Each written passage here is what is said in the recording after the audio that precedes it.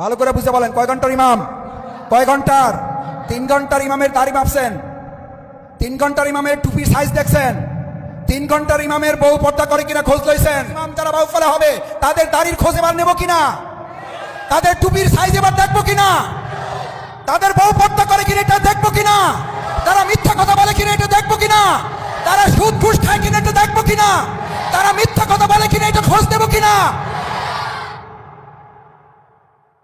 এই কথা বললেই শফিকুল ইসলাম মাসুদ লোক ভালো কথা খারাপ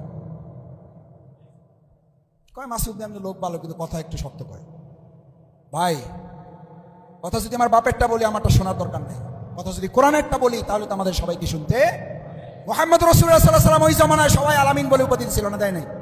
কাফের, মুশরিক, আবু জাহেল, আবু লাহাব, উতবা, সাইবা সব মিলে তার কি উপাধি দিছে? যেই বললো যে এবার আমি একটা ঘোষণা নিয়ে আসছি। কি ঘোষণা নিয়ে আসছে? কলেমা তৈয়ব লা ইলাহা ইল্লাল্লাহ। শুধু আরবিতে বলে নাই, ওরা তো আরবি বাংলার মতো বুঝতো, ওরা তো আমাদের মতো না। সৌদি আরবে যায় কয় যে খালি বাংলায় আজানটা দেয় আর সূরা ফাতিহা বাংলা বলে, সব আরবি। কারণ এই দুইটা বুঝে আর কি। মক্কার লোকেরা কি এরকম আরবি বুঝতো? ওরা পুরোটা বুঝতো। যেই কলেমার কথা বলছে ওই আলামিন উপাধি দেওয়া লোকগুলো ইট মারছে না, মারে নাই।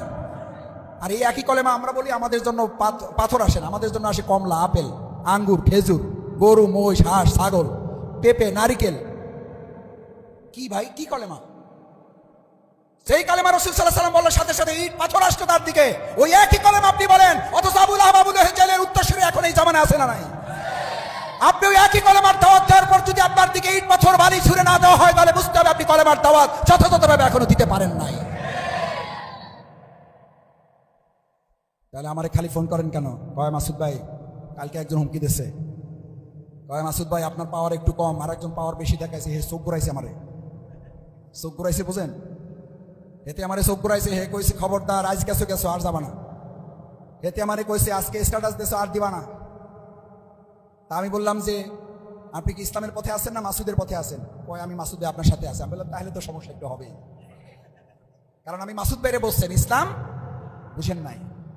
ইসলাম যদি বুঝেন, রাসূল করিম সাল্লাল্লাহু আলাইহি ওয়াসাল্লামের মতো আলামিন উপাধি পাওয়া লোক যদি 27টা যুদ্ধ করে, রাসূল সাল্লাল্লাহু আলাইহি ওয়াসাল্লামের মতো আলামিন উপাধি পাওয়া লোক যদি রক্তে জুতা মুবারক আটকে যাওয়ার পরিস্থিতি হয়, রাসূল সাল্লাল্লাহু আলাইহি ওয়াসাল্লাম আলামিন পাওয়া উপাধি লোক যদি মুহাম্মদ রাসূলুল্লাহ সাল্লাল্লাহু আলাইহি ওয়াসাল্লাম তায়েফের ময়দানে যদি আক্রান্ত হয়ে অজ্ঞান অবস্থায় পড়ে থাকে, রাসূল সাল্লাল্লাহু আলাইহি ওয়াসাল্লামের মতো আলামিন উপাধি পাওয়া মুহাম্মদ রাসূলুল্লাহ সাল্লাল্লাহু আলাইহি ওয়াসাল্লাম যদি উহুদের ময়দানে শহীদ হয়ে গেছে বলে প্রচারিত হওয়ার উপক্রম হয়, মাথার খুলি যদি ভেঙে যায়,